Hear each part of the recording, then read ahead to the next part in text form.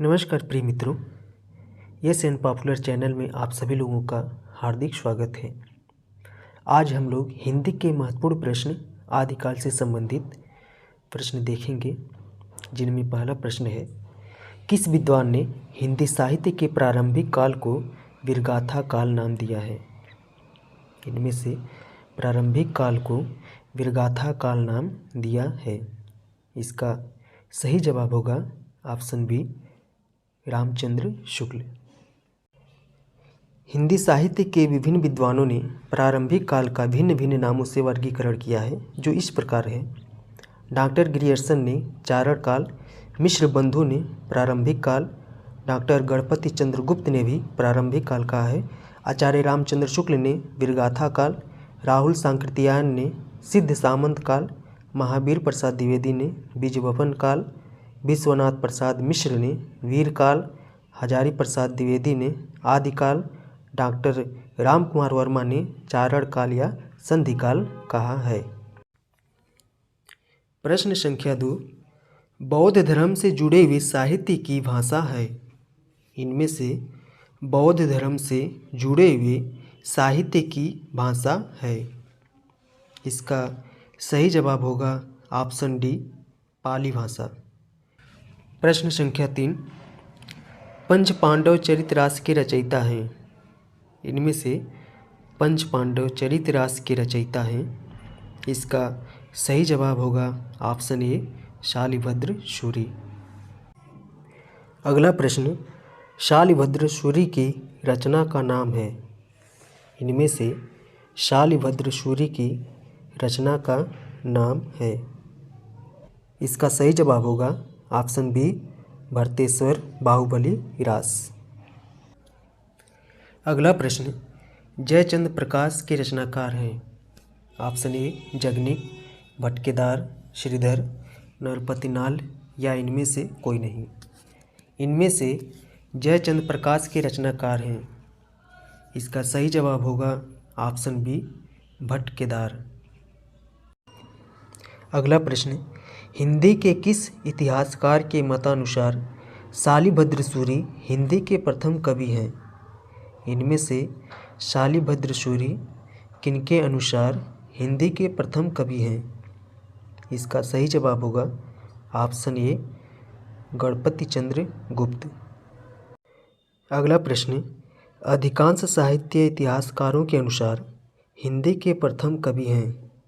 इनमें से हिंदी के प्रथम कवि हैं कबीर, सूरदास, सरहपाद, विद्यापति। इनमें से हिंदी के प्रथम कवि हैं। इसका सही जवाब होगा ऑप्शन सी, सरहपाद। अगला प्रश्न, सिद्धों का प्रथम कवि है। इनमें से सिद्धों का प्रथम कवि हैं शरापा, शेरपा, आसगु, गुंडरीपा। इनमें से कोई नहीं। इनमें से सिद्धों का प्रथम कवि हैं। इसका सही जवाब होगा ऑप्शन ए, सरापा। सरापा सिद्धों के प्रथम कवि माने जाते हैं। अगला प्रश्न, पंडित चंद्रधर शर्मा गुलेरी ने किसको पुरानी हिंदी का प्रथम कवि स्वीकार किया है? इनमें से चंद्रधर शर्मा गुलेरी ने किसको पुरानी हिंदी का प्रथम कवि स्वीकार किया है? इसका सही जवाब होगा ऑप्शन सी, राजा मुंज। अगला प्रश्न, अपभ्रंश का वाल्मीकि किसे कहा जाता है? अपभ्रंश का वाल्मीकि इनमें से किसे कहा जाता है? इसका सही जवाब होगा ऑप्शन डी, स्वयंभू। स्वयंभू को अपभ्रंश का वाल्मीकि कहा जाता है। अगला प्रश्न, अपभ्रंश का भवभूति किसे माना जाता है? शालिभद्र सूरि, पुष्पदंत, कनकामर, स्वयंभू। इनमें से अपभ्रंश का भवभूति किसे माना जाता है? इसका सही जवाब होगा ऑप्शन बी, पुष्पदंत। पुष्पदंत को अपभ्रंश का भवभूति माना जाता है। अगला प्रश्न, दान वाक्यावली के रचनाकार हैं। इनमें से दान वाक्यावली के रचनाकार हैं। Option A Vidyapati, Bhushan, Jaideva, Padmakar. इनमें से दान वाक्यावली के रचनाकार हैं। इसका सही जवाब होगा ऑप्शन ए विद्यापति। विद्यापति के बारे में हम और जान सकते हैं, जैसे कि विद्यापति के गुरु का नाम पंडित हरि मिश्र था तथा ये बिहार प्रांत के दरभंगा जिले के विपसी नामक गांव में रहते थे। विद्यापति तिरहुत के राजा शिव सिंह और कृत सिंह के राज दरबारी कवि थे। विद्यापति ने मैथिली भाषा में पदावली, गोरच विजय नाटक की रचना की है। कृतलता, कृति पताका अवहट भाषा में रचित विद्यापति की प्रमुख रचनाएं हैं। डॉक्टर बच्चन सिंह ने विद्यापति को जातीय कवि कहा है। डॉक्टर बच्चन सिंह ने विद्यापति को जातीय कवि कहा है। ठीक है। अगला प्रश्न, विद्यापति को कृष्ण भक्तों की परंपरा में न समझना चाहिए, यह इनमें से किसका कथन है? विद्यापति को कृष्ण भक्तों की परंपरा में न समझना चाहिए, यह इनमें से किसका कथन है? इसका सही जवाब होगा ऑप्शन बी रामचंद्र शुक्ल। यह कथन रामचंद्र शुक्ल का है। अगला प्रश्न, सिद्ध सामंत युग की कविताओं की सृष्टि आकाश में नहीं हुई, वे हमारे देश की ठोस धरती की उपज है, यह कथन किसका है? रामचंद्र शुक्ल, हजारी प्रसाद द्विवेदी, मिश्र बंधु, राहुल सांकृत्यायन। इनमें से यह कथन किसका है? इसका सही जवाब होगा ऑप्शन डी राहुल सांकृत्यायन। यह कथन राहुल सांकृत्यायन का है। अगला प्रश्न, इस संबंध में इसके अतिरिक्त और कुछ कहने की जगह नहीं कि यह पूरा ग्रंथ वास्तव में जाली है। पृथ्वी राजरासु विषयक यह स्थापना किसकी है? इनमें से पृथ्वी राजरासु विषयक यह स्थापना किसकी है या यह उक्ति किसकी है? इसका सही जवाब होगा ऑप्शन ए रामचंद्र शुक्ल। अगला प्रश्न, शंकराचार्य के बाद इतना प्रभावशाली और इतना महामान्वित महापुरुष भारतवर्ष में दूसरा नहीं हुआ। हजारी प्रसाद द्विवेदी की यह उक्ति किसके विषय में है? ऑप्शन ए शरापा, गोरखनाथ, रामानंद, तुलसीदास या इनमें से कोई नहीं। हजारी प्रसाद द्विवेदी की यह उक्ति किसके विषय में है? इसका सही जवाब होगा ऑप्शन बी गोरखनाथ। अगला प्रश्न, कौन सा विकल्प सुमेलित नहीं है?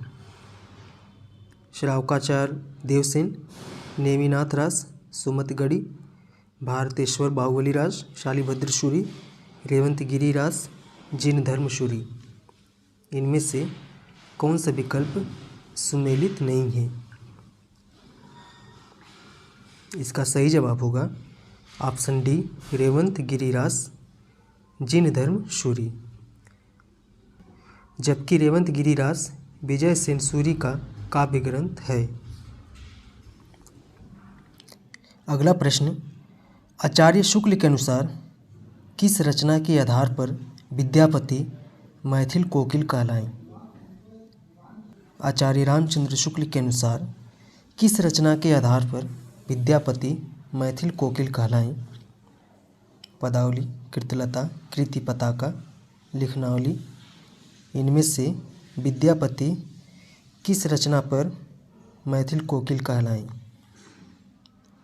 इसका सही जवाब होगा ऑप्शन ए पदावली। अगला प्रश्न, अपभ्रंश के कवियों को विस्मरण करना हमारे लिए हानि की वस्तु है। यही कवि हिंदी काव्यधारा के प्रथम आस्त्रष्टा थे। यह कथन किसका है?